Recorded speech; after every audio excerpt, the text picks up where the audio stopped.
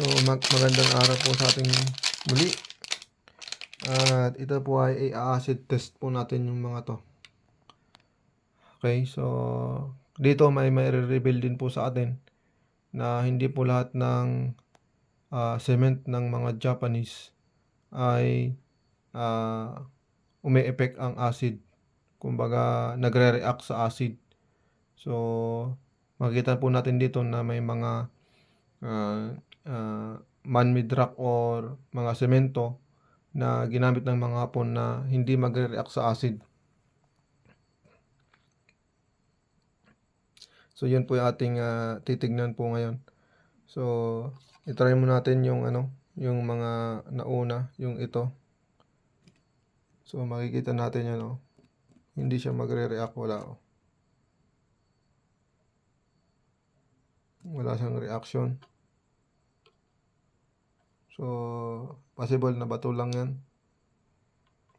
Wag lang po yung ito kasi ito ay calcite.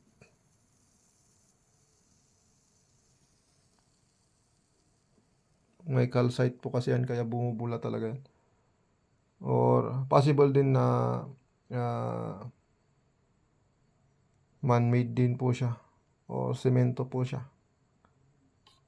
Nilagay sa loob kasi sa loob ng bato kasi yun eh.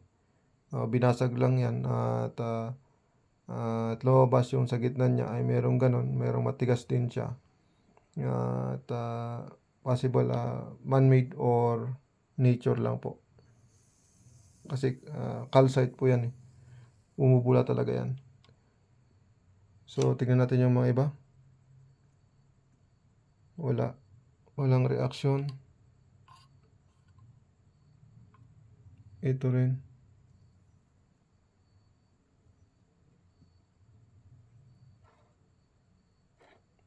May reaction siya pero konti lang, hindi masyado.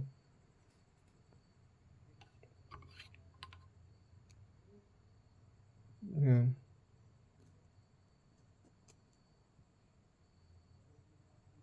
So may konti lang.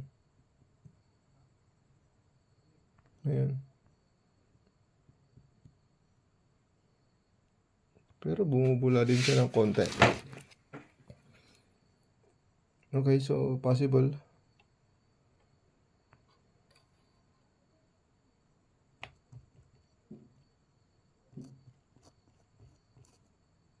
Ayan.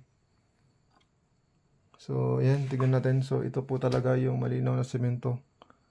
Okay, pero ito, yung mga ito ay possible na ito ay man-made rock or nature lang siya ng mga bato. Tapos, nilagyan po siya ng mga, nilagyan lang po siya ng pampaligaw. Okay, so nilagyan po nila. Okay?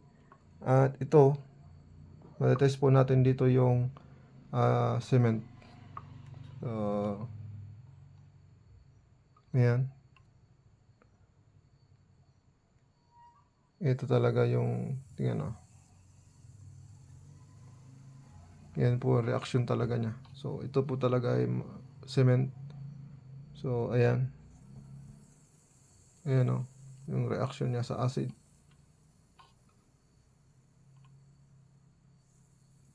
Ayan.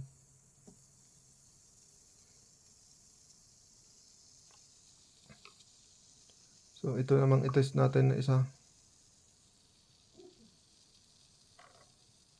Wala. Hindi siya nag-react, wala. Ito yung ganun. So, yan. Wala.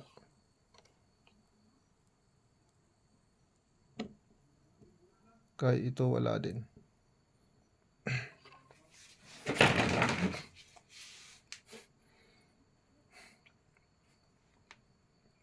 Baho. So, sa conclusion po natin, so, makikita po natin dito na merong pong ginamit ang mga Hapon na cement. Okay? Cement talaga na nagre-react sa mga acid. Pero may mga cement din na ginamit ang mga Hapon na hindi magre-react sa acid. Okay, so yan po yung isang na-discovery ko po sa ating experience. at nawa po ay makakatulong sa ating mga ka-TH at sa pag-share ko ng experience na ito. So, anong masasabi natin mga ka-TH? So, kung meron kayong comments, suggestions, so pwede po natin tayong mag-comment at sa suggestion sa baba po. So, maraming salamat po. At maraming salamat sa pagsubaybay. God bless po sa ating lahat at nawa po tayo po kaawa ng Diyos at pagpalaing lahat.